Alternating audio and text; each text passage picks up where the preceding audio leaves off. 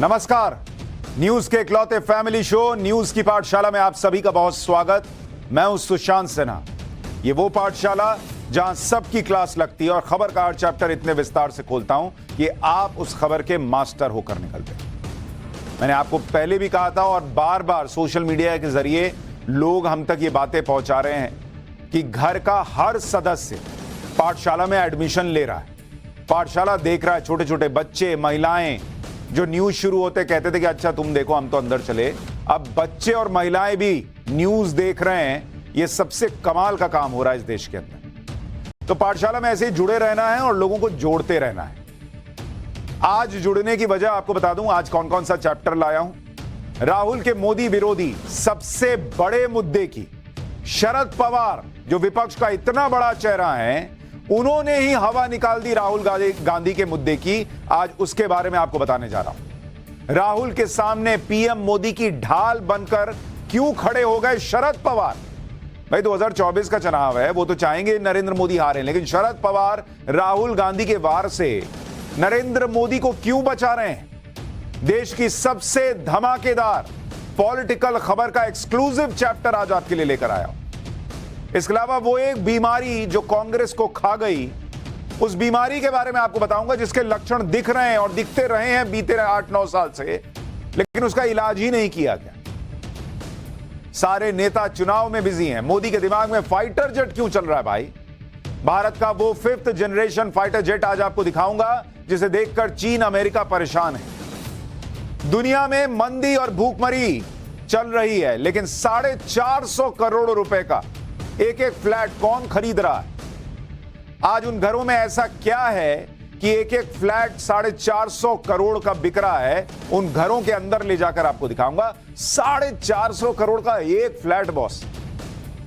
इसके अलावा ताइवान का 2866 रुपए में चीन को हराने वाला भयंकर प्लान बताऊंगा। और आखिर में पीएम मोदी को चिढ़ाने के लिए क्या शाहरुख खान ने अपनी डिग्री दिखा दी, इसका सच भी बताऊंगा। लेकिन पाठशाला में पहले दिन भर का रिवीजन, उसके बाद पहली क्लास।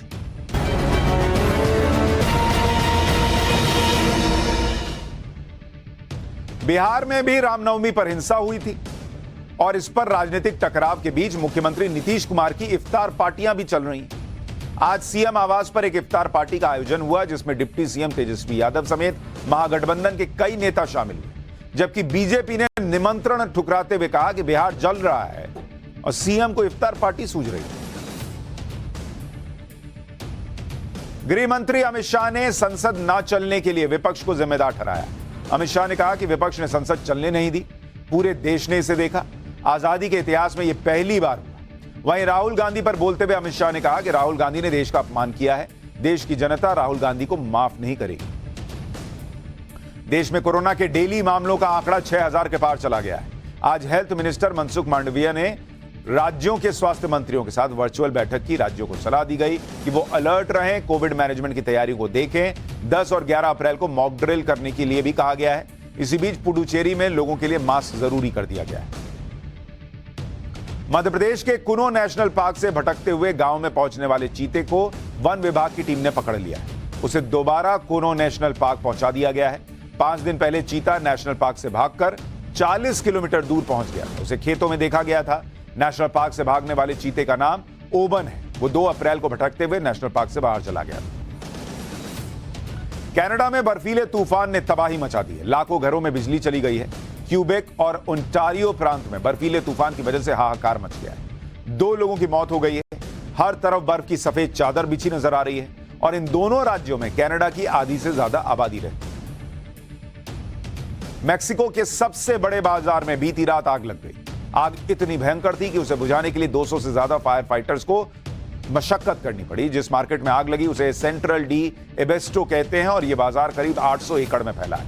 आग बाजार के उस हिस्से में फैली जहां लकड़ी के टोकरे बनाकर रखे जाते थे। तो यह हो गया दिन भर का रिवीजन। अब पाठशाला की पहली क्लास और इसमें देश की सबसे धमाकेदार पॉलिटिकल खबर का एक्सक्लूसिव चैप्टर आपके लिए लाया हूं। राहुल गांधी ने आजकल नरेंद्र मोदी के खिलाफ जो सबसे बड़ा मुद्दा बनाया हुआ है, उस मुद्दे की हवा शरद पवार ने कैसे निकाल दी। राहुल गांधी के सामने पीएम मोदी की ढाल बनकर क्यों खड़े हो गए शरद पवार। आज सबसे पहले इसी का चैप्टर।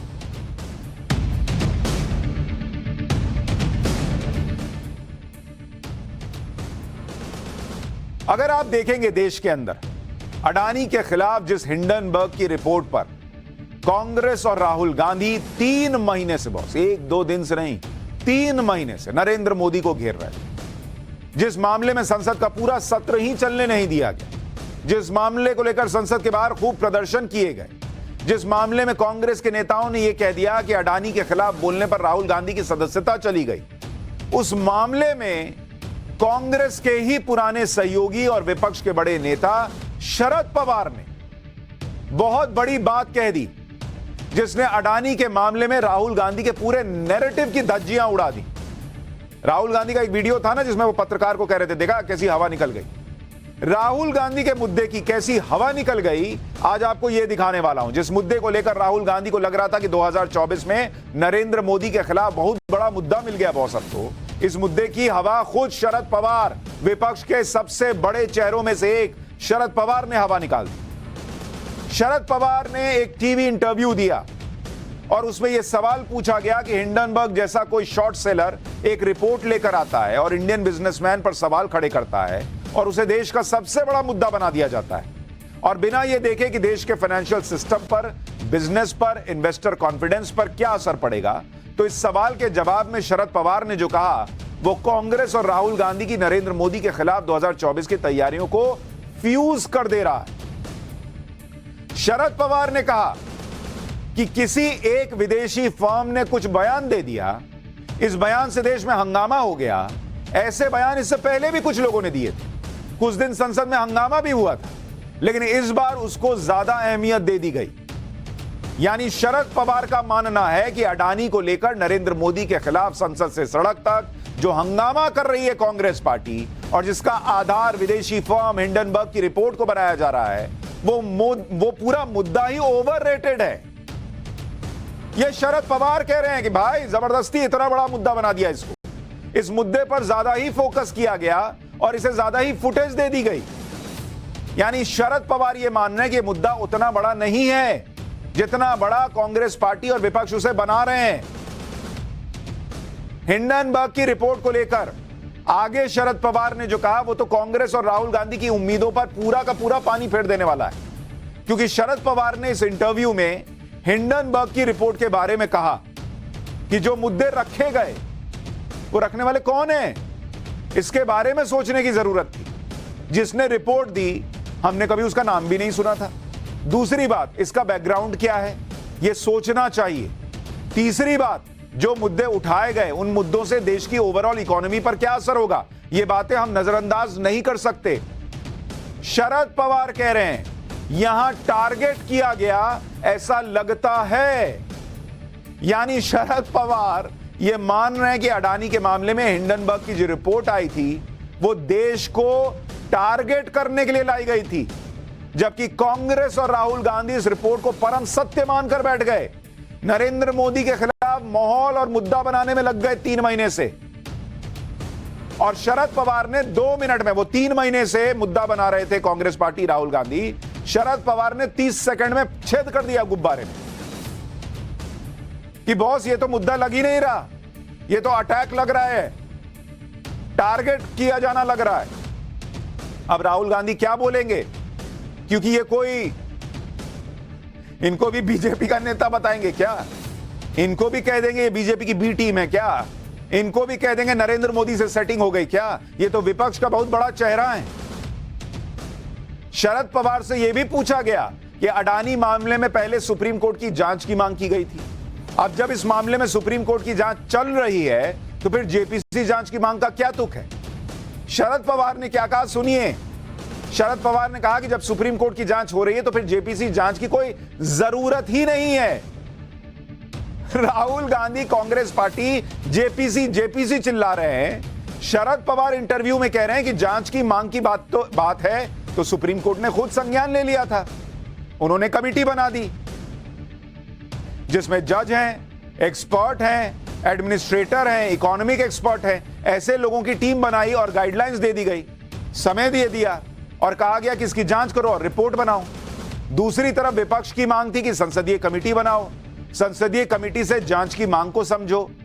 संसद में बहुमत सत्ताधारी पार्टी का है, जांच की मांग सत्ताधारी पार्टी के खिलाफ है, सत्ताधारी पार्टी के खिलाफ जांच के लिए जो कमेटी बनाएंगे उसमें सत्ताधारी पार्टी का बहुमत रहेगा, तो सच्चाई कहां तक कैसे सामने आएगी भाई?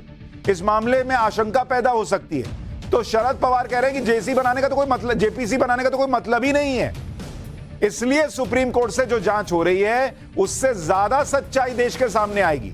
इसलिए सुप्रीम कोर्ट से जब जांच करने का ऐलान हो गया तो इसके बाद जेपीसी जांच की कोई अहमियत ही नहीं रही, कोई आवश्यकता ही नहीं रही। यह शरद पवार कह रहे हैं। राहुल गांधी और कांग्रेस पार्टी जेपीसी से नीचे मानने को तैयार नहीं। शरद पवार कह रहे हैं बॉस जेपीसी का कोई मतलब ही नहीं है, जब सुप्रीम कोर्ट जांच कर रहा है तो कर रहा है, फिर उसमें तो ज्यादा सच सामने आएगा क्योंकि वहां एक्सपर्ट्स हैं। यानी राहुल गांधी, कांग्रेस पार्टी 90 दिनों से नरेंद्र मोदी के खिलाफ जो जो मुद्दा उठा रहे थे, जो जो माहौल बना रहे थे, शरद पवार ने सब में पिन मार के फोड़ दिया वो गुब्बारा। सोचिए जो बातें शरद पवार जैसे वरिष्ठ नेता समझ रहे हैं वो कांग्रेस और राहुल गांधी को समझ में नहीं आ रहा है। शरद पवार कह रहे हैं कि जब सुप्रीम कोर्ट से जांच हो रही है तो फिर जेपीसी की मांग की जरूरत क्या है, जबकि इसी जेपीसी जांच की मांग के नाम पर संसद में कितना हंगामा हुआ, कितना टाइम बर्बाद हुआ। ये कल ही पाठशाला में मैंने आपको बताया कि संसद के 187 घंटे बर्बाद हो गए, लोकसभा में 88 घंटे बर्बाद हुए, राज्यसभा में 99 घंटे बर्बाद हो गए। संसद में कामकाज के 1 घंटे का खर्च कितना बैठता है आपको पता है? 1 घंटे का खर्च संसद में बैठता है, संसद में 1 घंटे का खर्च यह बैठता है 1 घंटे का खर्च 1.5 करोड़ रुपया, 1.5 करोड़। और ये लोग 100 150 घंटे ऐसे ही बर्बाद कर देते, और वो भी उस मुद्दे के लिए जो इनके खुद के बीच के बड़े नेता कह रहे हैं कि है ही नहीं मुद्दा। बहुत लोगों को यह लगेगा कि शरद पवार अगर अडानी हिंडनबर्ग के मामले में ऐसी बातें बोल रहे हैं जो कांग्रेस और राहुल गांधी के नैरेटिव के खिलाफ जा रही हैं, तो क्या इसका मतलब यह है कि शरद पवार पाला बदलने वाले? नरेंद्र मोदी से हो सकता है सेटिंग कर ली हो, क्योंकि यहां तो जो भी इनके खिलाफ बोले वो नरेंद्र मोदी से सेटिंग किए बैठा रहता है। इंडिया में क्या विदेश में भी बोल देते हैं कि ये रिपोर्ट आई, इसमें भारत की तारीफ है, इसका मतलब नरेंद्र मोदी ने सेट कर लिया होगा। लेकिन यह सोचने से पहले इस बात का भी ध्यान रखना चाहिए कि शरद पवार पिछले कुछ समय से उन नेताओं में से हैं जिन्होंने नरेंद्र मोदी के खिलाफ विपक्षी एकता के लिए बहुत रणनीतियां बनाई, मीटिंग पर मीटिंग की। भाई महाराष्ट्र में कांग्रेस, शिवसेना और एनसीपी की जो सरकार बनी थी उसे बनाने वाले शरद पवार ही थे। सावरकर के मुद्दे पर शिवसेना और कांग्रेस का जो टकराव हुआ उसे संभालने वाले शरद पवार थे। शरद पवार अब भी लगातार विपक्षी एकता के लिए मीटिंग पे मीटिंग कर रहे हैं, जैसे ममता बनर्जी दूसरे नेता विपक्षी एकता के लिए 2024 की तैयारी कर रही हैं। उसी तरह से शरद पवार भी जोर लगाए बैठे हैं। इसलिए आप समझ लीजिए कि बात सिर्फ नरेंद्र मोदी को फेवर करने की नहीं है, बात यह है कि नरेंद्र मोदी के खिलाफ मुद्दे सिर्फ हवाई हैं या फिर मुद्दे ठोस हैं। और शरद पवार सीजन कैंपेनर है, एक वरिष्ठ नेता है, वो समझ रहे हैं कि ये लोग जो कर रहे हैं वो पब्लिक को भी पसंद नहीं आ रहा, क्योंकि पब्लिक को पाठशाला देख देख के समझ में आ रहा है कि भाई फैक्ट कुछ और है और ये कह कुछ और रहे। शरद पवार इस बात को समझते हैं कि कौन सा मुद्दा हवाई है, कौन सा ठोस है। इसलिए आपको याद होगा कि कुछ दिन पहले सावरकर के मुद्दे पर भी शरद पवार ने एक बड़ा बयान दिया था। कुछ दिन पहले सावरकर के मुद्दे को लेकर शरद पवार ने नागपुर के कार्यक्रम में कह दिया था कि देश की आजादी के लिए सावरकर के बलिदान को नजरअंदाज नहीं किया जा सकता। पवार ने कहा कि 32 साल पहले उन्होंने संसद में सावरकर के प्रगतिशील विचारों के बारे में बोला था। सावरकर ने रत्नागिरी में घर के सामने एक छोटा मंदिर बनवाया था और उन्होंने उस मंदिर में पुजारी के तौर पर वाल्मीकि समाज के व्यक्ति को रखा, और यह उस समय बहुत प्रगतिशील बात थी।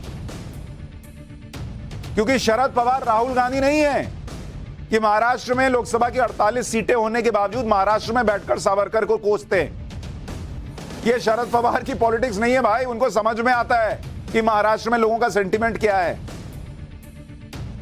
पिछले कुछ दिनों में ऐसा ही एक मुद्दा नरेंद्र मोदी की डिग्री का भी बनाया गया, लेकिन यह मुद्दा भी हवाई ही है।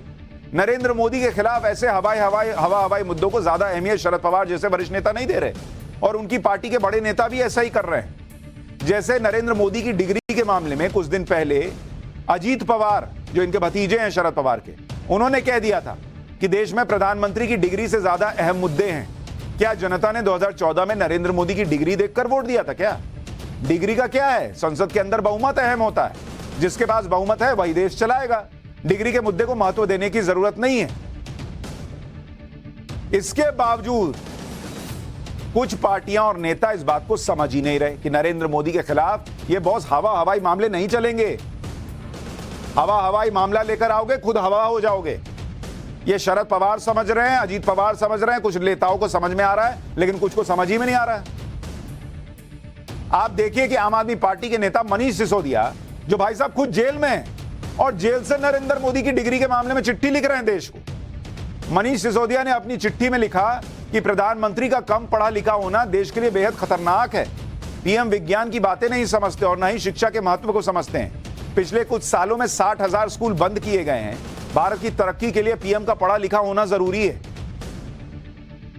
उधर केजरीवाल तो हर दिन पीएम को अनपढ़ बता दे रहे हैं। मनीष सिसोदिया ने जेल से चिट्ठी लिखी तो केजरीवाल उसके सहारे इस मामले को और बड़ा बनाने लगे। केजरीवाल ने कहा कि मनीष सिसोदिया ने जेल से देश के नाम चिट्ठी लिखी, प्रधानमंत्री का कम पढ़ा लिखा होना देश के लिए बेहद खतरनाक है। मोदी जी विज्ञान की बातें नहीं समझते, मोदी जी शिक्षा का महत्व नहीं समझते। पिछले कुछ सालों में 60,000 स्कूल बंद किए। भारत की तरक्की के लिए पढ़ा लिखा पीएम होना जरूरी है। पीएम ही पढ़ा लिखा होना चाहिए। सीएम चल जाता है किसी भी तरह का हो। मैंने अभी कुछ दिन पहले आपको बताया था कि भगवंत मान कितना पढ़े लिखे हैं, लेकिन वो सीएम हो सकते हैं। और जो व्यक्ति जेल में बंद है, जिसको जमानत नहीं मिल रही, जिस पर भ्रष्टाचार के आरोप हैं, जिसके लिए कोर्ट कह रहा है कि शुरुआती सबूत में यह व्यक्ति कॉन्स्पिरेसी में शामिल दिखता है, वो व्यक्ति जेल के अंदर से बता रहा है कि जेल के बाहर बैठा प्रधानमंत्री कैसा पढ़ा लिखा होना चाहिए। और जो बहुत पढ़े लिखे हैं, उनके खुद के दिल्ली में कितने नंबर आ रहे हैं बच्चों के। अभी 9वीं और 11वीं में 30-30, 40-40% बच्चे फेल हो गए बताया जा रहा है। और ये बता रहे हैं कि पीएम को कितना पढ़ा लिखा होना चाहिए। पहले यहां के बच्चों को तो पढ़ाइए। लेकिन शरद पवार ने जो बयान दिया वो राहुल गांधी और कांग्रेस के लिए बड़ा संकेत है कि नरेंद्र मोदी के खिलाफ हवाई मुद्दे नहीं चलेंगे। राहुल गांधी और कांग्रेस को दूसरा संकेत खुद कांग्रेस के वो नेता दे रहे हैं जो लंबे समय से कांग्रेस के साथ थे, लेकिन अब पार्टी छोड़ रहे हैं। आज किसी को यकीन नहीं हो रहा था कि आंध्र प्रदेश में कांग्रेस के बड़े नेता किरण रेड्डी, जो मुख्यमंत्री तक रह चुके हैं, वो बीजेपी में शामिल हो गए। लेकिन किरण रेड्डी कांग्रेस छोड़कर बीजेपी में आ गए, जबकि वो ऐसे नेता हैं जो आंध्र प्रदेश जैसे अहम राज्य में कांग्रेस के मुख्यमंत्री रहे। आंध्र प्रदेश का बंटवारा होने से पहले मुख्यमंत्री किरण रेड्डी ही थे। किरण रेड्डी को कांग्रेस ने जगन मोहन रेड्डी को किनारे लगाकर मुख्यमंत्री बनाया था। जो जगन मोहन रेड्डी आज आंध्र प्रदेश के मुख्यमंत्री हैं। जिस नेता को इतनी अहमियत दी गई, सोचिए वो भी आज कांग्रेस का साथ छोड़ चुका है, बीजेपी में चले गए भाई। और छोड़ते छोड़ते क्या कहा ये सुनिए, तब आपको पता चलेगा कि कांग्रेस पार्टी की सबसे बड़ी समस्या क्या है, किस पॉलिटिकल बीमारी से वो जूझ रहे हैं। किरण रेड्डी ने आज खुद कहा कि उन्होंने कभी नहीं सोचा था कि वो कांग्रेस को छोड़कर बीजेपी में जाएंगे, क्योंकि किरण रेड्डी का परिवार 1952 से कांग्रेस से जुड़ा हुआ है। किरण रेड्डी के पिता 4 बार के विधायक रह चुके हैं। पिता की मृत्यु के बाद किरण रेड्डी पहली बार 1989 में विधायक बने। इसके बाद वो 4 बार विधायक रहे। साल 2004 से 2009 के बीच वो आंध्र प्रदेश कांग्रेस पार्टी के चीफ विप थे। फिर 1.5 साल तक स्पीकर की पोस्ट पर रहे। नवंबर 2010 में वो आंध्र प्रदेश के मुख्यमंत्री बने और 2014 तक सीएम की पोस्ट पर रहे। अलग तेलंगाना बनने का विरोध करते हुए एन किरण रेड्डी ने कांग्रेस पार्टी छोड़ दी थी और अपनी अलग पार्टी बना ली। फिर साल 2018 में फिर से कांग्रेस में शामिल हो गए थे। किसी भी पार्टी के बड़े नेता जो लंबे समय से पार्टी से जुड़े हों, वो अपनी पार्टी को छोड़कर उस पार्टी में शामिल नहीं होते जो उसकी सबसे बड़ी प्रतिद्वंदी पार्टी है। मतलब मोटे तौर पर अमूमन ऐसा नहीं होता। अगर कोई नेता ऐसा करता है तो यह माना जाता है कि उसका आखिरी विकल्प रहा होगा कि वो कांग्रेस, मान लीजिए सालों साल से कांग्रेस में, तो इसका मतलब 50 साल 40 साल से बीजेपी को दूसरे लोगों को कोस न रहे होंगे। आज अचानक से छोड़े और उसी बीजेपी में चले गए। इसका मतलब बीजेपी उनको लगा होगा कि यही लास्ट विकल्प है, क्योंकि ये उसकी राजनीतिक करियर का सबसे बड़ा फैसला होता है। जिंदगी भर कांग्रेस की राजनीति करने वाले किरण रेड्डी ने भी ऐसा ही मुश्किल फैसला लिया। उन्होंने कांग्रेस छोड़ने की वजह भी गिनवाई, जिसमें 2 सबसे बड़ी और कॉमन वजह थी। जो आपको बताएगी कि कांग्रेस किस पॉलिटिकल बीमारी से जूझ रही है। हर कांग्रेस छोड़ने वाला लगभग हर नेता, बड़ा नेता यही बातें कह रहा है। पहला कारण बताया कि कांग्रेस आला कमान का अपने ही नेताओं से बातचीत ना करना, और दूसरी वजह बताई कि बार बार हार के बाद भी कांग्रेस में बदलाव ना हो। एन किरण रेड्डी ने तो यहां तक कह दिया कि पार्टी के लिए सबसे ज्यादा नुकसान उनका हाईकमान पहुंचा रहा। किरण रेड्डी ने कहा कि नेताओं के संपर्क में न रहने की वजह से आलाकमान को ये पता ही नहीं है कि नेता कौन है, उनका कैरेक्टर क्या है, किसे राज्य में पार्टी के लिए क्या काम देना है, ये पता ही नहीं है भाई। आला कमान को नहीं पता है, जिसके सामने पूरी कांग्रेस झुकी रहती है। कांग्रेस आला कमान लोगों के फैसले को स्वीकार करने में असमर्थ है, ना ही पार्टी गलतियों से सीखने को तैयार है। कांग्रेस आला कमान को लगता है कि वही सही है और बाकी सब, जिसमें देश की जनता भी शामिल है, वो सब गलत है। अब आप समझ लीजिए ये आला कमान कौन है। एन किरण रेड्डी ने कहा कि कांग्रेस आला कमान लगातार मिल रही हार से भी सबक नहीं ले पा रही। पार्टी आला कमान को सब कुछ अपने मुताबिक चलाने की अथॉरिटी तो चाहिए, लेकिन वो मेहनत नहीं करना चाहते, कोई जिम्मेदारी नहीं लेना चाहते। कांग्रेस पार्टी के अंदर कैसे कल्चर है, यह बताने के लिए एन किरण रेड्डी ने एक कहावत का जिक्र करते हुए कहा कि राजा को लगता है कि वो बहुत बुद्धिमान है और वो किसी की नहीं सुनता। एक बार सुनिए। Unfortunately, what has happened is state after state, due to bad decisions and wrong decisions of the Congress High Command, the party is getting damaged totally in all the states. They don't interact with the people. They don't take the opinions of the leaders. There is an old saying which says, "My king is very intelligent. He doesn't think on his own. He doesn't listen to anyone's advice." अब वो कौन राजा है जो किसी की नहीं सुनता, वो समझ जाइए। कांग्रेस पार्टी, यही वजह है कि आंध्र प्रदेश में कभी राज करने वाली कांग्रेस आज करीब करीब आंध्र प्रदेश और तेलंगाना में गायब हो गई। आंध्र प्रदेश का हाल आपको बताता हूं। ऐसे ही लोग नहीं छोड़ते भाई, ऐसे ही लोग नाउम्मीद नहीं हो गए। आंध्र प्रदेश, जहां के नेता बीजेपी में चले गए, पूर्व मुख्यमंत्री बीजेपी में चले गए। 2019 का चुनाव देखिएगा आप, वहां सीट कितनी कुल 175, 175। और कांग्रेस को कितनी सीट आई आपको पता है 2019 के चुनाव में? गेस कीजिए। जहां मुख्यमंत्री रहा हो, जहां कांग्रेस की सरकार रही हो, उस आंध्र प्रदेश में कांग्रेस को 2019 के चुनाव में 175 में कितनी सीट आई पता है? 0 बॉस, 0। और तेलंगाना देख लीजिए, तेलंगाना में 2018 में विधानसभा चुनाव हुए थे, वहां सीट कितनी है? 119 सीट है विधानसभा की। और कांग्रेस को कितनी सीट आई थी पता है आपको? मात्र 19 सीट, 19। ये कांग्रेस का हाल है। और इसीलिए ये नेता कह रहे हैं कि बॉस, पार्टी के अंदर जो राजा है, जो वो राजा सो कॉल्ड बता रहे हैं, वो किसी को सुनने को तैयार नहीं, किसी को सही मानने को तैयार नहीं है। उनको लगता है मैं ही सब कुछ हूं और मैं ही सबसे सही हूं। जबकि ये वो कांग्रेस है जो आंध्र प्रदेश में एक तरफा जीती थी भाई, कोई होता ही नहीं था रेस में। 2004 और 2009 का चुनाव देख लीजिए, जब आंध्र प्रदेश का बंटवारा नहीं हुआ था। इसी आंध्र प्रदेश में अगर आप देखिएगा, कहां कांग्रेस को 0 है ना, इसी आंध्र प्रदेश में देखिए 2009 में कांग्रेस को इस आंध्र प्रदेश में कितनी सीट आई थी? 294 सीट होती थी, 156 सीट आई थी 294 में से, क्योंकि तब अलग राज्य नहीं बटा था। 294 में 156 अकेले कांग्रेस को आती। और 2004 में देख लीजिए, इसी आंध्र प्रदेश के अंदर 294 में से कांग्रेस को कितनी सीट आई थी? 185 सीट आई थी 294 में से। मतलब लैंडस्लाइड विक्ट्री होती थी इस आंध्र प्रदेश में कांग्रेस की। आज वहां वो 0 पर बैठी हुई है, तेलंगाना में 19 सीट पर बैठी हुई है, और किसी को समझ ही नहीं आ रहा। पूर्व मुख्यमंत्री छोड़कर बीजेपी में जा रहा है, लेकिन यहां लोग जो हैं पत्रकार से पूछ रहे हैं क्यों हवा निकल गई। किरण रेड्डी ने जो बातें की हैं, वो बातें कांग्रेस का हर छोटा बड़ा नेता करता है जो कांग्रेस छोड़ता है। ये आज की पॉलिटिकल बीमारी नहीं है इनकी, इसके लक्षण बहुत दिन से दिख रहे हैं, लेकिन कोई देखना चाहे तब तो बस पत्रकारों को कोस लो। आजकल गुलाम नबी आजाद की बड़ी चर्चा है। उन्होंने तो कह दिया था कि राहुल गांधी की वजह से उन्हें पार्टी छोड़नी पड़ी। गुलाम नबी आजाद ने बताया कि कांग्रेस में पहले ऐसा होता था कि सीनियर नेताओं से सलाह होती थी, सलाह ली जाती थी, लेकिन जब ऐसा होता है कि सीनियर नेता अगर कोई शिकायत लेकर जाएं या लेटर लिख दें तो कह दिया जाता है कि ये लेटर मोदी ने लिखवाया है। सोचिए, गुलाम नबी आजाद कह रहे हैं कि वो भी लेटर लिख रहे हैं तो कोई कह रहा है कि मोदी ने लिखवाया है। गुलाम नबी आजाद ने टाइम्स नाउ न भारत की editor in chief Navika Kumar को दिए इंटरव्यू में क्या कहा था, सुनिए, वो खुद बता रहे हैं। तो ये जब लेटर लिखा और दूसरे तीसरे दिन जब वर्किंग कमेटी बुलाई ऑनलाइन और कहा ये तो बीजेपी ने लिखी है, ये मोदी ने लिखी है,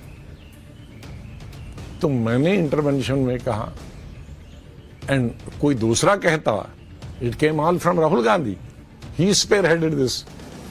ऑफ कोर्स मिसेस गांधी को क्रेडिट देना चाहता, वो ट्राई कर रही थी माइक उनसे छीनने की कि मत कहो, लेकिन फिर नहीं, मुझे कहना कि ये तो बीजेपी ने लिखी है, मोदी ने लिखी। तो फिर मैंने इंटरवीन किया। तो मोदी, आप कहते हैं कि कांग्रेस मुकट चाहता है, तो ये मोदी कब से कांग्रेस को मजबूत करने के लिए इतनी हमको सजेशन दे रहा है? सुन रहे हैं, गुलाम नबी आजाद कह रहे हैं कि राहुल गांधी ने कहा कि ये चिट्ठी तो मोदी ने लिखवाई है। अच्छा, उनकी मम्मी रोक रही हैं, सोनिया गांधी रोक रही हैं कि ना बोलो। नहीं, मैं तो बोलूंगा, माइक लेकर कह रहे हैं। गुलाम नबी आजाद करेंगे माइक लेकर बोला कि ये चिट्ठी तो मोदी ने लिखवाई। तो कह रहे हैं कि मैंने पूछा कि मोदी क्या कांग्रेस को मजबूत करने के लिए ये सब करवा रहे हैं। आप लेवल देखिए, जिस नेता ने अपनी पूरी जिंदगी कांग्रेस हाईकमान के लिए खपा दी, उसे एक लेटर लिखने पर राहुल गांधी कह रहे हैं ये लेटर मोदी ने लिखवाया है। और जब सोनिया गांधी राहुल गांधी को टोकती हैं तो वो सोनिया गांधी की भी नहीं सुनते। सोचिए, ये सब बातें गुलाम नबी आजाद बता रहे हैं। गुलाम नबी आजाद ने कांग्रेस के इस नए कल्चर के बारे में और क्या बताया, एक बार वो भी सुनिए। क्या क्या कैबिनेट और वर्किंग कमेटी में नरसिम्हा राव जी के हम कहते थे, लेकिन कोई नाराज का सवाल ही नहीं। दोपहर वर्किंग कमेटी में इतना उनको कहा, शाम को फिर कंसल्टेशन के लिए बुलाया। क्या अब वो दौर नहीं है? नहीं, आप कहाँ, आप तो लेटर पे ही आप आउट हो जाओगे। अगर आपको इतने सीनियर लोग, मैं अपनी ही बात नहीं करता, 23 लोग जिसमें 6 एक्स चीफ मिनिस्टर रहे हों, जिसमें 14-15 यूनियन मिनिस्टर रहे हों, जिन्होंने संजय गांधी, इंदिरा गांधी, राजीव गांधी, नरसिम्हा राव, इन सबके साथ, सोनिया गांधी के साथ काम किया होगा, इनकी सजेशन को आप कहोगे कि ये बीजेपी स्पॉन्सर्ड सजेशन है, तो क्या कहोगे आप? आप देख रहे हैं, जो बात एग्जैक्टली अभी मैंने आपको बताई थी कि किरण रेड्डी क्या कह रहे हैं कांग्रेस छोड़ते हुए, कि ऊपर कोई सुनने को तैयार नहीं है, अपने आप को ही सही माने बैठा है, वही बातें बता रहे हैं गुलाम नबी आजाद कि एक कल्चर वो था कांग्रेस का कि सब बोलकर भी आप उन नेताओं के साथ बैठ सकते थे, या तो चिट्ठी लिखने पर गेट आउट वाला मामला हो जाता है। इसी तरह आपको हेमंत बिस्व शर्मा की बात याद दिलाता, जो आजकल असम के मुख्यमंत्री हैं। जब उन्होंने कांग्रेस छोड़ी थी तो यही कहा था कि राहुल गांधी के पास अपने नेताओं से मिलने का वक्त नहीं। उन्होंने एक किस्सा बताया था कि राहुल गांधी का किसी बात में ध्यान नहीं होता, जैसे 5 मिनट आपके साथ बहुत बात करेंगे, आपको लगेगा कि वो बदल गए। एक बार हेमंत बिस्व शर्मा, सीपी जोशी, तरुण गोगोई राहुल से मिलने गए थे। बात करते हुए सीपी जोशी और गोगोई जी के बीच थोड़ा झगड़ा जैसा हो गया। इसी दौरान कुत्ता टेबल पर आया और कॉमन प्लेट से बिस्कुट उठा लिया। हमें उम्मीद थी कि राहुल इस झगड़े में कुछ बोलेंगे कि आप लोग झगड़ा मत करो। हेमंता ने कहा कि राहुल ने उन्हें देखा और हंसते हुए कहा कि भाई कुत्ता बिस्कुट उठाकर ले गया। हमें उम्मीद थी कि राहुल प्लेट चेंज कराएंगे, लेकिन प्लेट चेंज नहीं हुआ और फिर उसी प्लेट से उठाकर 2-1 बिस्किट भी खाया। तो जिसके लिए प्लेट चेंज नहीं हुई, उस आदमी ने पार्टी चेंज कर ली। इसका मतलब यह हुआ कि राहुल गांधी के लिए पार्टी के नेताओं की शिकायतों, उनके झगड़ों को निपटाने से ज्यादा अहमियत उनके पेट की थी। इसके बाद हेमंता ने बताया कि इस घटना से हैरान रह गए थे वो, और वहां से निकलते समय राहुल गांधी को बोलकर आए कि आपने इतना काम करने का मौका दिया, इसके लिए धन्यवाद। आज वही बातें याद करके हेमंता कहते हैं कि राहुल गांधी के साथ काम करना समय की बर्बादी थी। राहुल गांधी अपने ही नेताओं से कैसे कटे रहते हैं, इसका एक और वीडियो आपको दिखाता हूं। यह वीडियो अभी पिछले महीने 29 मार्च का है, जब संसद सत्र चल रहा था। राहुल गांधी संसद में कांग्रेस सांसदों की बैठक में हिस्सा लेने के लिए पहुंचे थे। राहुल गांधी जब संसद के अंदर जाने लगे तो कई कांग्रेस सांसद उनसे मिले। जब राहुल गांधी संसद की सीढ़ियों पर चढ़ रहे थे तो उनके ठीक सामने कांग्रेस सांसद और पी चिदम्बरम के बेटे कार्ति चिदम्बरम खड़े थे। आप देखिए, राहुल गांधी जा रहे हैं, इस तस्वीर को बहुत गौर से देखिए, जा रहे हैं वो, वहां पर वो मिले। अब पीछे देखिए, काले कुर्ते और सफेद लुंगी में कार्ति चिदम्बरम उनकी तरफ हाथ बढ़ा रहे हैं और राहुल गांधी मुंह फेर कर चले गए। वो भाई साहब जो है टका सा मुंह लेकर जो है वो उतर गए, मोबाइल देखते हुए कि क्या ही हाथ भी नहीं मिला। ये तो व्यवहार है। और उसके बाद आप कभी कहेंगे कि पत्रकार ऐसा है तो वो नेता वैसा। आप देखिए कैसे उन्होंने मुंह फेर लिया, वो आदमी हाथ बढ़ा रहा है मिलाने के लिए। कार्ति चिदम्बरम पी चिदम्बरम के बेटे हैं, मुंह फेर के चले। इधर सारे नेता आप देखिए एक के बाद एक जो पार्टी छोड़कर जा रहे हैं, वो इन्हीं बातों की तरफ इशारा कर रहे हैं कि ऊपर हाईकमान सुन नहीं रहा, वो जो बोलता है उसको बीजेपी का नेता बीजेपी के तरफ से आई स्क्रिप्ट बता देता है। अच्छा, मुझे उस दिन पत्रकार के लिए बुरा लग रहा था कि जो कांग्रेस पार्टी कवर करते आए हैं उनको कह रहे हैं कि हवा निकाल दी, आप बीजेपी की तरफ से सवाल पूछते हो। लेकिन जब नेताओं का सुनता हूं, गुलाम नबी आजाद को सुन रहा हूं कि जब कांग्रेस के नेताओं को ही कह दिया जाता है कि मोदी ने चिट्ठी लिखवाई है, तो पत्रकार किस कैटेगरी में? वो तो बहुत पीछे है। लेकिन ये वो पॉलिटिकल समस्या है जिससे कांग्रेस पार्टी जूझ रही है, और जब तक ये समस्या नहीं खत्म होगी बॉस, आपकी गाड़ी नहीं बढ़ेगी। और शरद पवार बहुत पॉलिटिकल समझ रखते हैं, तो उन्होंने राहुल गांधी की जो भी पॉलिटिक्स, उनको उससे मतलब नहीं। उन्होंने सीधे कह दिया जेपीसी की जरूरत नहीं थी, हिंडनबर्ग मामले में टारगेट किया गया। अब लीजिए, शरद पवार ने बोल दिया, आप दुनिया को समझाते रहिए कि आप क्या कह रहे हैं और विपक्ष के बड़े नेता शरद पवार क्या कहते हैं। इधर सारे नेता चुनाव में बिजी हैं, लेकिन पीएम मोदी के दिमाग में फाइटर जेट क्यों चल रहा है? पाठशाला में अब भारत के उस खतरनाक फाइटर जेट का चैप्टर जिससे अमेरिका और चीन तक परेशान हो गए।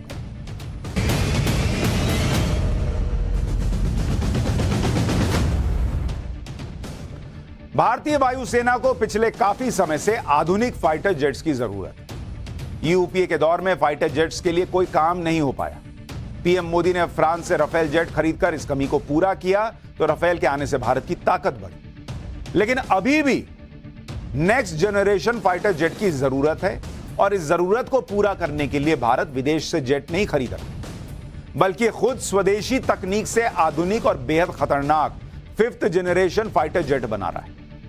अच्छा, जब आप ये सुन रहे हैं कि भारत खुद अपना 5th जनरेशन फाइटर जेट बना रहा है, तब आपको समझ में आएगा कि क्यों आनन फानन में नरेंद्र मोदी ने राफेल खरीदा। क्योंकि इतने सालों से मामला लटका था, उसको और लटकाते तो आज जो चीन नजरें झुकाए रहता है बॉर्डर पर, इधर हम उधर वो खड़ा रहता है, लेकिन इधर आने की हिम्मत नहीं दिखा सकता, उसके पीछे राफेल भी। आज आपको भारत के आने वाले 5th जनरेशन फाइटर जेट के बारे में बताऊंगा कि कैसे इंडियन एयरफोर्स के नए सिंघम से पाकिस्तान के साथ साथ चीन और अमेरिका भी परेशान। भारत की 5वीं पीढ़ी के इस फाइटर जेट का नाम है, उसका नाम बता देता हूं, इसे आप 5th जेन फाइटर जेट है ये। क्योंकि अभी राफेल जो है ना वो 4th जनरेशन, ये उसका बाप है, उससे एक कदम आगे। राफेल 4.5 है, ये 5 है। तो अगर इसको आप देखिएगा तो इसका नाम है एडवांस्ड मीडियम, इसका नाम है एडवांस्ड मीडियम कॉम्बैट एयरक्राफ्ट,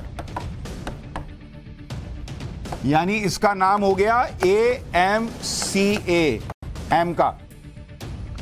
और ये एमका जो है ये बहुत है काम का, और ये कैसे काम का आपको ये बताता हूं। भारत की 5वीं पीढ़ी का फाइटर जेट है और भारत का सबसे आधुनिक फाइटर जेट। इसका डिजाइन दिखाता हूं, जब ये बनकर तैयार हो जाएगा तो कुछ ऐसा दिखेगा जो अब आपके स्क्रीन पर। एमका बेहद शानदार और घातक फाइटर जेट है। इसका एयर डायनेमिक ऐसा बनाया गया है जिससे इसकी स्पीड और बढ़ जाती है। इसे स्टील्थ टेक्निक से बनाया गया, यानी एमका को दुश्मन का रडार पकड़ ही नहीं पाएगा। यह multi role all weather air superiority fighter plane है। इसका कॉकपिट मैन मशीन इंटरैक्शन पर आधारित होगा। Panoramic touch screen display, multi functional display और हेड्स अप डिस्प्ले की व्यवस्था भी होगी। इसका इस्तेमाल एयरफोर्स के साथ साथ इंडियन नेवी भी कर पाएगी। देख रहे हैं कितना शानदार झकाझक दिख रहा है, देख के ही मन खुश हो गया है। हालांकि अभी ये डिजाइन फेज में और इसे तैयार किया जाना बाकी है, लेकिन जो डिजाइन है उसको ही देख के लग रहा है कोई बहुत हॉलीवुड की फिल्म देख रहा है। 5th जनरेशन एमका का डिजाइन डीआरडीओ ने बनाया और यह फाइनल अप्रूवल के लिए कैबिनेट कमेटी ऑन सिक्योरिटी के पास भेजा जा चुका है। यानी नरेंद्र मोदी के ओके करते काम शुरू। कैबिनेट कमेटी ऑन सिक्योरिटी को पीएम मोदी लीड करते हैं और माना जा रहा है कि जल्दी ही एमका फाइटर जेट के डिजाइन को अप्रूवल मिल जाएगा। उसके बाद एडवांस मीडियम कॉम्बैट एयरक्राफ्ट का पहला प्रोटोटाइप बनाया जाएगा। इसका पहला प्रोटोटाइप 2026 तक तैयार भी हो जाएगा। प्रोटोटाइप बनाने के लिए ही 15,000 करोड़ रुपए का फंड दिया गया है। इस जेट को एचएएल और डीआरडीओ की एरोनॉटिकल डेवलपमेंट एजेंसी मिलकर बनाएंगे। भारत को 5वीं पीढ़ी के फाइटर जेट की काफी समय से जरूरत है। चीन के पास 5वीं पीढ़ी के जेट मौजूद हैं और वो पाकिस्तान को भी इसे देने की तैयारी कर रहा है। और हम अभी 4.5 पे राफेल पे अटके हुए हैं। भारत चाहता तो विदेश से भी 5th जनरेशन फाइटर जेट खरीद सकता था, लेकिन भारत ने खुद स्वदेशी तकनीक से अपना फाइटर जेट बनाने का फैसला किया। एडवांस मीडियम कॉम्बैट एयरक्राफ्ट यानी एमका, बॉस इसमें खासियत क्या क्या है जरा इसके बारे में आपको बताता हूं। एमका जो है, ये देख रहे हैं क्या झकाझक उड़ रहा है, मन तो कर रहा है इसी में बैठ के आदमी चला जाए। एमका में 2 पावरफुल GE414 इंजन होंगे। अब आप कहेंगे G414 इंजन क्या होते हैं? बहुत इतनी टेक्निकलिटी में मत जाइए, इतना तो हम भी बताने लग जाएंगे तो हम फिर डीआरडीओ में जाके जेट नहीं बना रहे होंगे, पाठशाला कर रहे होंगे। इसकी लंबाई करीब 58 फीट के आसपास होगी। वजन 12,000 किलोग्राम होगा। 25,000 किलो तक का वजन लेकर यह उड़ सकेगा। 65,000 फीट की ऊंचाई तक उड़ सकेगा। 1500 किलो के इंटरनल हथियार इसमें होंगे जो पहले से फिटेड होंगे, लगे हुए होंगे। 5,000 किलो के अतिरिक्त हथियार इसमें फिट हो सकते हैं। इंफ्रारेड सर्च एंड ट्रैक से लैस होगा। इसका रडार 150 किलोमीटर तक ट्रैक कर सकेगा। स्टील्थ तकनीक का इस्तेमाल होगा, यानी दूसरे के रडार इसको पकड़ नहीं पाएंगे। देख रहे हैं क्या कमाल की चीज बन रही है। इंडियन एयरफोर्स इस फाइटर जेट के 7 स्क्वाड्रन बनाने की योजना बना रही है। एमका का काम यूपीए सरकार में शुरू हुआ था। अच्छा, उनके समय में शुरू सब हो जाता था, दिक्कत यह कि खत्म नरेंद्र मोदी कर रहे हैं तो सारा क्रेडिट इधर चला जाता है। लेकिन काम को रफ्तार तब मिली जब केंद्र में मोदी सरकार है। 2010 में एमका प्रोग्राम शुरू किया गया था। रिसर्च के लिए सरकार ने 100 करोड़ रुपए का फंड दे दिया। 2013 में डिजाइन पर काम शुरू हुआ। 2016 में बेसिक डिजाइन फाइनल हुआ। एयरफोर्स ने उसे स्वीकार किया। 2018 में तत्कालीन रक्षा मंत्री ने ऐलान किया कि इसे 2 फेज में बनाया जाएगा। 2019 और 2021 में एयर शो में इसका मॉडल भी दिखाया गया। साल 2022 में डिजाइन अप्रूवल की प्रक्रिया शुरू हुई और जुलाई 2022 में पहले प्रोटोटाइप पर काम शुरू हो जाना है। साल 2026 तक पहला प्रोटोटाइप तैयार हो जाएगा कहा जा रहा है। टेस्ट फ्लाइट शुरू हो जाएगी। एमका का प्रोटोटाइप एचएएल बेंगलुरु में बनाया जाएगा। साल 2028 में इसका प्रोडक्शन शुरू होने की उम्मीद है और एक एमका की कीमत करीब 900 करोड़ रुपए होगी, जो उत्पादन शुरू होने के बाद कम भी हो सकती है। फाइटर जेट के मामले में अब भारत की टक्कर चीन से नहीं, चीन को तो पीछे छोड़ दिया, बल्कि अमेरिका से है, क्योंकि भारत के एमका के सामने अमेरिका के सबसे एडवांस फाइटर जेट F-35A मुकाबले के लिए होगा। और कई मानकों पर भारत का एमका अमेरिकी F-35A के बराबर ही नहीं बल्कि उसके आगे होगा। कैसे, अब आपको यह समझाता हूं कि कैसे एमका जो है, चीन तो परेशान है क्योंकि वो पीछे ही छूट गया। अमेरिका की हालत भी क्यों खराब है, सुनिए। एमका की मैक्सिमम स्पीड जो है वो 2633 किलोमीटर प्रति घंटा की होगी, जबकि F-35A जो अमेरिका वाला है उसकी होगी 2000 किलोमीटर प्रति घंटा, यानी उससे 633 किलोमीटर प्रति घंटा की ज्यादा स्पीड। एमका की फ्लाइंग रेंज होगी 3240 किलोमीटर, यानी एक बार में 3240 किलोमीटर उड़ सकता है, जबकि F-35A की फ्लाइंग रेंज 2800 किलोमीटर ही है। एमका की कॉम्बैट रेंज 1620 किलोमीटर है और F-35A की फ्लाइंग रेंज कॉम्बैट रेंज जो है वो 1239 किलोमीटर, यानी एमका से इस मामले में भी F-35A पीछे है। एमका 65,000 फीट तक उड़ान भर सकेगा, जबकि अमेरिका का F-35A 50,000 फीट के ऊपर जाएगा तो उसकी सांसें फूल जाएंगी। एमका की फ्यूल कैपेसिटी 6500 किलोग्राम, वहीं अमेरिकी F-35A में 8,275 किलो फ्यूल आता है। तो ये कोई बहुत अच्छी बात नहीं है, इतना फ्यूल लेके जाता है और हमसे कम चलेगा, हमसे कम ऊंचाई तक जाएगा, तो ज्यादा ना तेल खा रहा है। इसी में अमेरिका का लड़ाकू विमान एमका हमसे आगे है, तेल ज्यादा ले जा रहा है, लेकिन काम तो हमारा वाला ज्यादा कर रहा है। ये तो फ्लाइंग कैपेसिटी की तुलना थी। अब आपको बताता हूं कि एमका में कौन कौन से हथियार और मिसाइल फिट हो सकती हैं। एमका में 14 हार्ड पॉइंट्स होंगे जिनमें मिसाइल फिट हो सकती है, जबकि F-35 में 10 हार्ड पॉइंट्स हैं। एमका में जो मिसाइलें और हथियार फिट हो सकते हैं उनमें ब्रह्मोस मिसाइल है, जो कि एयर टू एयर अस्त्र मिसाइल भी शामिल है। एयर टू ग्राउंड मिसाइल शामिल है, यानी ऊपर से नीचे जमीन में मार दिया भग से। एंटी टैंक मिसाइल है, नीचे टैंक चल रहा है, गए धड़ धड़ धड़, वो नहीं देखे थे आप, बॉर्डर फिल्म आई थी, उसमें लड़ाई चली जा रही है और उसके बाद जो है अपना एयरफोर्स वाला आया, धक धक धक उड़ा दिया, तो ये टैंक को भी फोड़ देगा। रुद्रम मिसाइल इसमें काम आएगी। लेजर गाइडेड सुदर्शन बम लगे होंगे। GSH-23 कैनन S-8 रॉकेट्स वो भी इसमें लगे होंगे। जबकि अमेरिका के F-35 फाइटर जेट में 4 तरह की ही मिसाइल फिट हो सकती है, जिनमें हवा से हवा में मार करने वाली मिटियोर मिसाइल, हवा से जमीन पर मार करने वाली AGM-88G और स्पीयर मिसाइल। हवा से शिप पर मार करने वाली मिसाइल भी F-35A में फिट हो सकती है। भारत को एमका ही नहीं मिलने वाला, बल्कि एमका से पहले भारत को स्वदेशी तकनीक से बना लाइट कॉम्बैट एयरक्राफ्ट तेजस मैक 2 मिल जाएगा।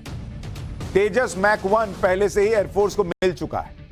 तेजस मैक 2 की फ्लाइंग रेंज 3500 किलोमीटर है, मैक्सिमम स्पीड 2300 किलोमीटर प्रति घंटा है। इस पर 6500 किलोग्राम के हथियार फिट किए जा सकते हैं। तेजस मैक 2 में स्पाइस 2000, स्काल्प और क्रिस्टल मेज जैसे वेपन सिस्टम लगे होंगे। एयर टू एयर कॉम्बैट के लिए तेजस MK2 में अस्त्र मैक 1 और अस्त्र मैक 2 मिसाइल भी लगी हो, यानी धड़ाधड़ भारतीय फोर्सेस की ताकत बढ़ाई जा रही है। और यहां कुछ लोग कहते हैं नरेंद्र मोदी फलाने से डर गए, नरेंद्र मोदी इससे डर गए, उससे नजर नहीं मिला पा रहे। अरे जब नहीं मिला पा रहे हैं तो ये सब क्या हो रहा है? तेजस मैक 2 की तुलना अमेरिका के F-16 फाइटर जेट से की जा रही, जो पाकिस्तान के पास मौजूद है।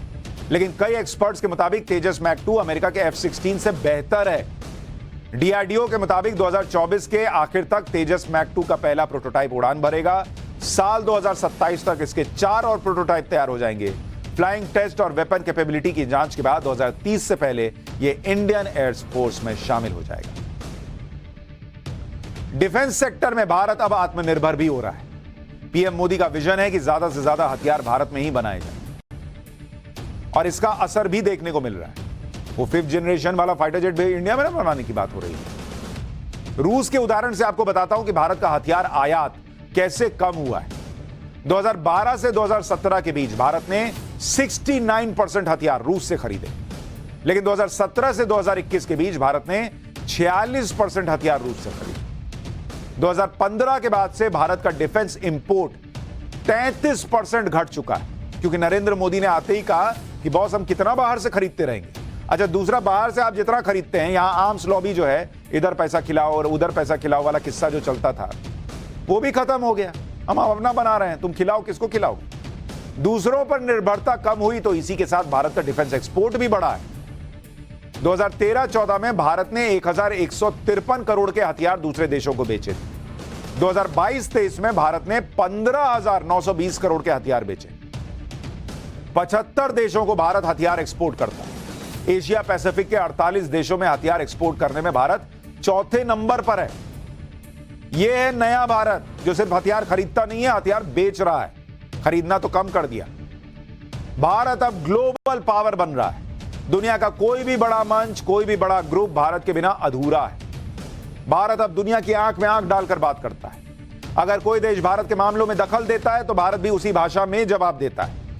हाल ही में कुछ देशों ने भारत के अंदरूनी मामलों में दखल दिया था, जिन्हें मैंने आपको पाठशाला में विदेशी फूफा बताया था कि उनका काम ही है ये कि कैसे यहां जो बारात चल रही है, भारत ब्राइट स्पॉट बना हुआ है ना, तो हमारा तो बढ़िया चल रहा है मामला। तो इसमें कैसे जो है ये विदेशी फूफा जो है माहौल खराब करना चाह रहे थे, वो मैंने आपको बताया था। राहुल गांधी की सदस्यता के मुद्दे पर जर्मनी और अमेरिका ने कहा था कि वो इस पर नजर रखे हुए। अब भारत ने भी अमेरिका को उसी भाषा में जवाब दिया। कुछ दिन पहले अमेरिका के पूर्व राष्ट्रपति डोनाल्ड ट्रंप को आपराधिक मामले में कोर्ट में पेश होना पड़ा। कुछ देर के लिए अरेस्ट भी किया गया। ट्रंप पर चुनाव से पहले पैसे देकर एक महिला का मुंह बंद कराने का आरोप है। इस घटना पर भारत के विदेश मंत्रालय ने जो कहा वो अमेरिका समेत पूरी दुनिया को सुनना चाहिए। और उनको ही क्यों सुनना चाहिए, हमारे यहां के लोगों को भी सुनना चाहिए। भारत के विदेश मंत्रालय ने कहा कि ट्रंप के मामले पर जो भी हो रहा है भारत उसे नोट कर रहा है, और जो दूसरे देश भारत के मामले में कहते हैं उसकी जरूरत नहीं है, क्योंकि उससे हमको फर्क पड़ता नहीं। सुनिए। Regarding that issue, I mean, specifically regarding development, we have noted the developments that happened earlier this week. This is a matter for the US institutions and systems to address. But since you raised this issue, let me make here a larger comment. We see comments from time to time by foreign governments on developments in India. Germany is a recent example. I am not sure what they seek to achieve by such comments. Certainly India is not waiting for their views or validation. Nor do such comments matter for the functioning of the Indian systems and institutions. मतलब जैसे भारत रूस के मामले में अपना stand लेकर चलता है, रूस से तेल मत खरीदो तो कहता है तुम अपना देखो, हमको ना समझाओ, वैसे ही अमेरिका के डोनाल्ड ट्रंप के मामले में बोल भी दिया और दूसरों को ज्ञान भी दिया, दूसरों को समझा भी दिया कि तुम हमें ज्ञान ना दो, हम तुम्हारी बात का इंतजार नहीं कर रहे कि तुम हमको वैलिडेट करोगे कि हमारे यहाँ लोकतंत्र ठीक चल रहा है नहीं चल रहा है, क्या हो रहा है। खुला मुंह पे बोल दिया भाई कि हम ना सुन रहे। यह है नया इंडिया। पाठशाला में अब उन फ्लैट्स का चैप्टर जिन्हें आप देखेंगे तो दंग रह जाएंगे, कीमत सुनेंगे तो होश उड़ जाएंगे। भाई दुनिया भर में क्या है, मंदी चल रही है, भूखमरी है, पर 450 करोड़ के फ्लैट कौन खरीद रहा है भाई। यहां लोग 1 करोड़ का फ्लैट नहीं खरीद पा रहे, 450 करोड़ का फ्लैट। और उन घरों में ऐसा क्या है कि एक एक फ्लैट 450 करोड़ रुपए का बिक रहा है। आइए दिखाता हूं।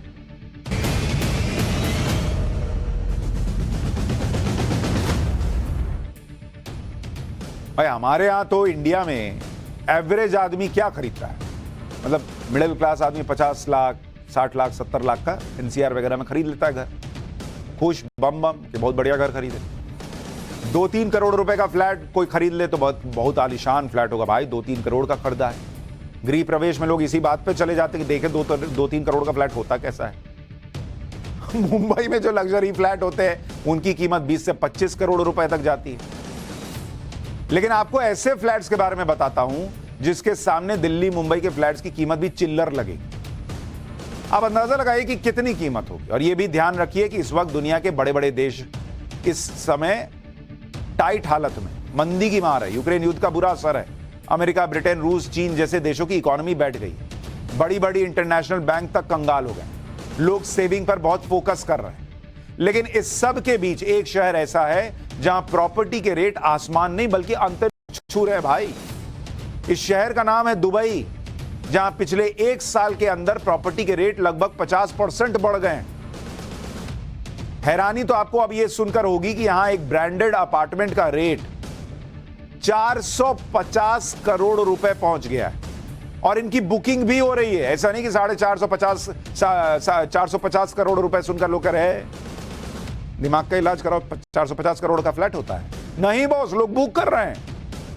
पहले आपको यह बता दूं कि 450 करोड़ में कितने जीरो लगते हैं। हमारे यहां तो 450 करोड़ का फ्लैट जो है उसमें जीरो में ही गिनने में जो है 3 दिन आदमी लगाएगा, जीरो ठीक लगाएंगे नहीं। 450 करोड़ के फ्लैट में 1 zero 2 zero 3 zero 4 zero 5 zero और उसके बाद 3 जीरो और, यानी कुल 8 जीरो लगाइएगा तो आप 450 करोड़ का फ्लैट खरीद के हीरो नजर आइएगा। ये 450 करोड़ का अपार्टमेंट दिखेगा कैसा भाई, ये तो नहीं मालूम क्योंकि कंपनी ने डिजाइन को अभी आउट नहीं किया है। लेकिन अभी आपको दुबई का ऐसा विला दिखाता हूं जिसकी कीमत 147 करोड़ रुपए, मतलब इसका 1/3 जो 450 करोड़ वाला है।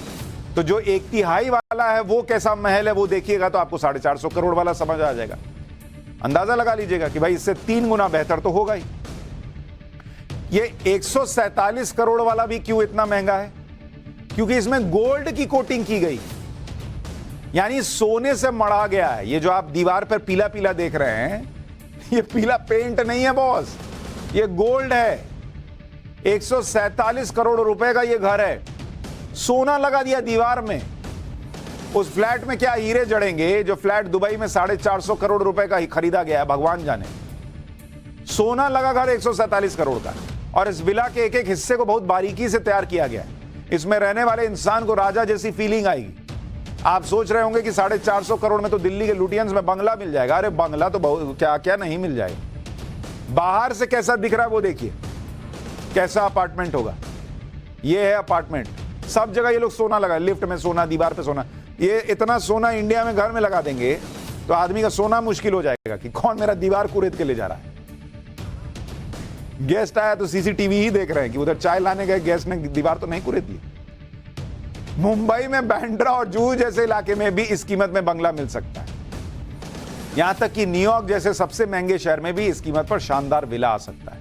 लेकिन इसके बाद भी लोग दुबई जैसे शहर में इतनी महंगी प्रॉपर्टी क्यों खरीद रहे हैं, इसके बारे में भी आपको बताऊंगा। लेकिन उससे पहले आपको दुबई में प्रॉपर्टी के रेट कितने बढ़े हैं वो बता देता हूं। दुबई में प्रॉपर्टी जो बिकी 2021 में, अब आप सुनिए, सुन के कान से धुआं फेंक देगा बॉस।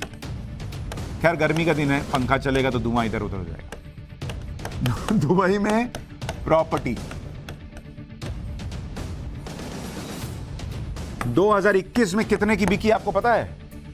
2,60,000 करोड़ रुपए की प्रॉपर्टी बिकी है। एक साल में 2,60,000 करोड़ की प्रॉपर्टी खरीद ली लोगों ने। और 2022 में कितनी बिकी भाई? और ये भी वो कोरोना का काल चला जिसमें लोग सोच रहे थे पैसा लगाएं नहीं लगाएं, क्या होगा, जिंदा बचेंगे नहीं बचेंगे।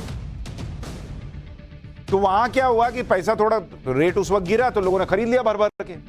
2022 में 5,90,000 करोड़ का प्रॉपर्टी बिकी। मतलब ऑलमोस्ट जो है ये 60% का जंप है, 60% का जंप आ गया। 60% क्या हुआ, उससे ज्यादा ना हुआ जी। 2,60,000 है तो ये तो उससे भी ज्यादा हो गया, 2 गुना से ज्यादा हो गया। डिमांड की वजह एक साल में नए मकान जो हैं वो 45,000 जो है वो बने। दुबई में विला की औसत कीमत 2021 में करीब 13 करोड़ रुपए थी, जो 2022 में 16 करोड़ हुई और 2023 में 20 करोड़ रुपए हुए। इतने का तो लोग विला खरीद रहे हैं। और अगर आप विला रेंट पर लेने जाइएगा तो 2022 में 53 लाख रुपए रेंट था, 2023 में यह बढ़कर 65 लाख रुपए। वहां सामान्य फ्लैट का रेंट जो है वो 2022 में 8 लाख रुपए था, 2023 में 10.5 लाख रुपए हो। और दुबई की आबादी कितनी है? करीब 35 लाख। 2040 में यह बढ़कर 58 लाख होने की उम्मीद। और इसमें भी बड़ी संख्या में लोग बाहर के हैं जो वहां काम करने गए हुए। अच्छा, किराया तो भूल जाइए, नौबत यह आ गई है कि मकान मालिक इतना किराया बढ़ा रहे हैं कि किराएदारों को अपार्टमेंट छोड़कर छोटे मोटे फ्लैट में शिफ्ट होना पड़ रहा है। आगे बढ़ने से पहले आपको दुबई के एक और ब्रांडेड अपार्टमेंट का सैंपल वीडियो दिखाता हूं। इसका नाम है, अपार्टमेंट का नाम है बल्गारी लाइट हाउस। 5 कमरे वाले इस अपार्टमेंट की कीमत 356 करोड़ रुपए। और यह दुबई के सबसे पॉश इलाके में से एक है, डाउनटाउन के इलाके। इस इलाके की सबसे बड़ी खासियत यह है कि यहां पर दुनिया की सबसे ऊंची इमारत बुर्ज खलीफा भी है, जो इस अपार्टमेंट में रहने वाले लोगों को दिखाई देगी। यानी जब कोई यहां रहने वाले लोगों से एड्रेस पूछेगा तो कहेंगे बुर्ज खलीफा के ठीक सामने। अच्छा, डाउनटाउन दुबई के सबसे महंगे इलाकों में से एक है, इसलिए इसकी कीमत सबसे ज्यादा है। इसकी दूसरी वजह यह भी है कि इसे दुनिया के सबसे बड़े फैशन ब्रांड्स में से एक बल्गारी ने बना रहा है। ऐसे बड़े बड़े ब्रांड्स पिछले कुछ समय से रियल एस्टेट में भी आ गए हैं। जो पहले होटल तक सीमित थे वो अब सुपर लग्जरी घर बनाने लगे। फिलहाल दुबई के डाउनटाउन इलाके में किस तरह के अपार्टमेंट्स हैं उनकी तस्वीर देखिए। यहां अपार्टमेंट की छत की ऊंचाई हमारे यहां के फ्लैट की तरह 10 फीट की नहीं होती। यहां छत ही 30 फीट ऊपर होता है भाई। अपार्टमेंट का साइज करीब 10 से 15 हजार स्क्वायर फीट होता है। बालकनी में बड़ा स्विमिंग पूल और बहुत सारी लग्जरी सुविधाएं मिलती हैं। आपको जानकर हैरानी होगी कि दुबई में प्रॉपर्टी खरीदने वालों में एक बड़ी संख्या भारतीयों की भी है। दुबई में इंडियन इन्वेस्टर्स, भारतीयों का जो प्रॉपर्टी इन्वेस्टमेंट है वो 2021 में करीब 20,000 करोड़ रुपए के घर भारतीयों ने खरीदे और 2022 में घर खरीदे 35,000 करोड़ रुपए। जो भारतीयों ने फ्लैट खरीदे उसके फ्लैट की रेट था करीब 3-4 करोड़ रुपए का किराया मिल रहा है उनको। 3-4 करोड़ का फ्लैट खरीदा और किराया 3-4 लाख रुपए मिल रहा है। इनमें ज्यादातर लोग दिल्ली, एनसीआर, पंजाब, गुजरात के रहने वाले हैं। दुबई में प्रॉपर्टी लेने की दूसरी वजह यह भी है कि यहां प्रॉपर्टी की कीमत के बदले में 10% का रिटर्न आराम से मिल जाता है। यह एक अच्छा रिटर्न माना जाता है। आज दिल्ली जैसे शहर में 1 करोड़ रुपए के अपार्टमेंट पर 1 लाख रुपए का किराया मिलना बहुत मुश्किल है।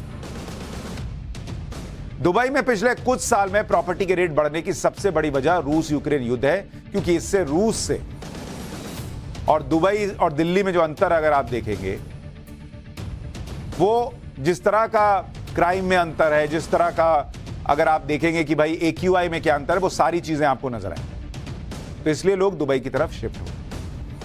पाठशाला में अब चीन और ताइवान के बीच बढ़ती तनातनी के चैप्टर जिसमें बताऊंगा कि ताइवान का 2,866 रुपए में चीन को हराने वाला भयंकर प्लान क्या है। साथ ही बताऊंगा ताइवान के किस कदम से चीन का पारा 7वें आसमान पर पहुंच गया।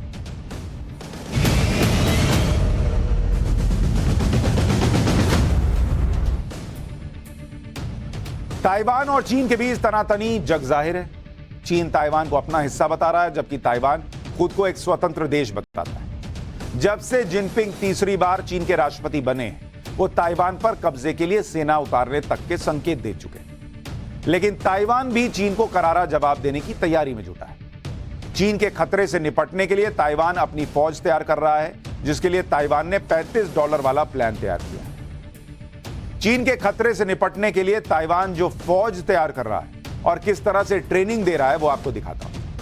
यह ताइवान की राजधानी ताइपे के एक रिहायशी इलाके की तस्वीर है। तस्वीरें देखकर लग रहा है जैसे जंग छिड़ गई।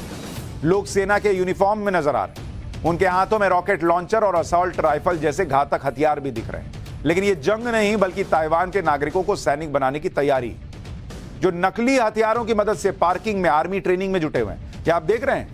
ताइवान में आम लोगों को तैयार किया जा रहा है कि उनको कैसे लड़ना है, उनको ट्रेनिंग दी जा रही है।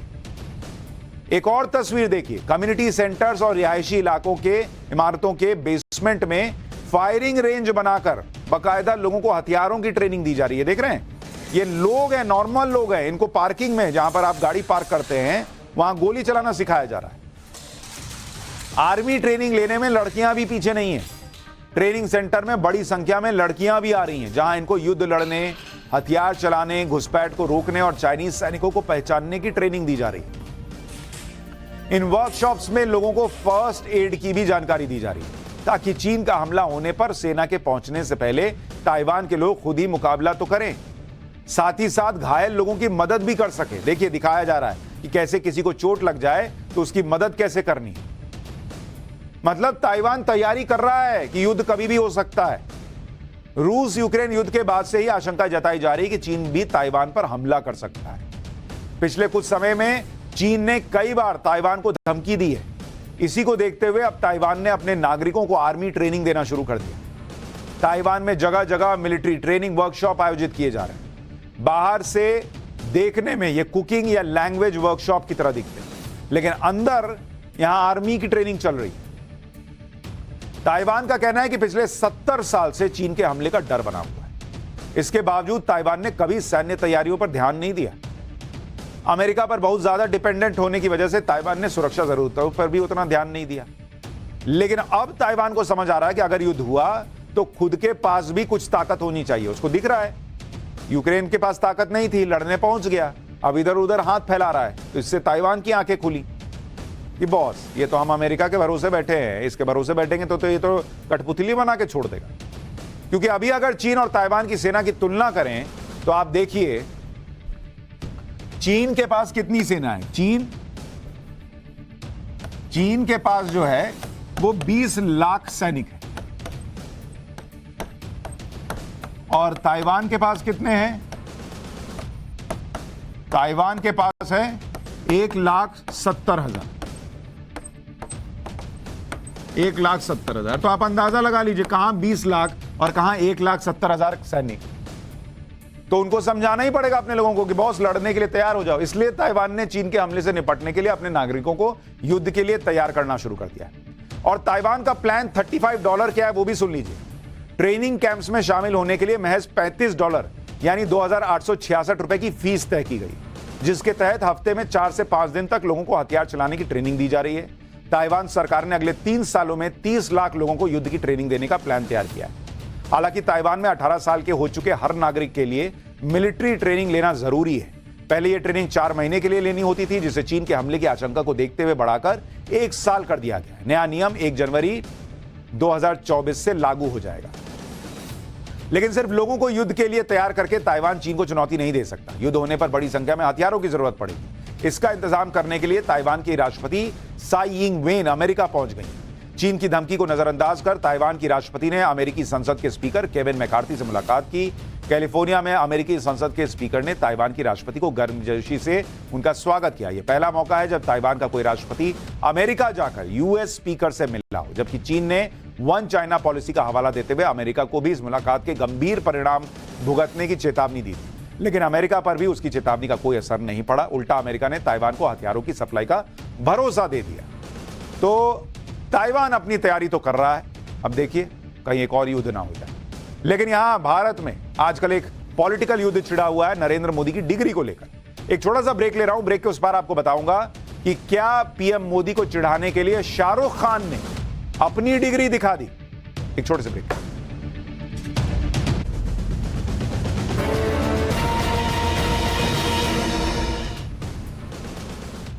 पाठशाला में अब फैक्ट चेक की क्लास। पीएम मोदी की डिग्री पर जारी राजनीति के बीच सोशल मीडिया पर शाहरुख खान की एक तस्वीर खूब वायरल हो रही है, जिसमें शाहरुख खान अपने हाथ में दिल्ली यूनिवर्सिटी की डिग्री पकड़े हुए नजर आ रहे हैं। उनके चेहरे पर हल्की सी मुस्कान भी है। कुछ यूजर शाहरुख खान की इस तस्वीर को हाल का बताते हुए शेयर कर रहे हैं और कह रहे हैं कि पीएम मोदी को चिढ़ाने के लिए शाहरुख खान ने अपनी डिग्री दिखा दी। हमने जब इस तस्वीर का फैक्ट चेक किया तो हमारी रिसर्च में पता चला कि सोशल मीडिया पर वायरल हो रही शाहरुख खान की तस्वीर असली तो है, लेकिन इसका पीएम मोदी की डिग्री के मामले से कोई लेना देना नहीं है। हमारी रिसर्च में पता चला कि शाहरुख खान की यह तस्वीर साल 2016 की है, जब शाहरुख खान अपनी फिल्म फैन के म्यूजिक लॉन्च के लिए दिल्ली में हंसराज कॉलेज पहुंचे और ग्रेजुएशन पूरा करने के 28 साल बाद अपनी डिग्री ली थी। इसी दौरान शाहरुख खान की तस्वीर ली गई थी, जिसे अब गलत दावे के साथ शेयर किया जा रहा है कि 2023 में शाहरुख खान ने पीएम मोदी को चिढ़ाने के मकसद से अपनी डिग्री दिखा दी। तो ऐसा बिल्कुल नहीं है, गलत और फर्जी खबर है। पाठशाला में आज के लिए इतना ही। 10 बजे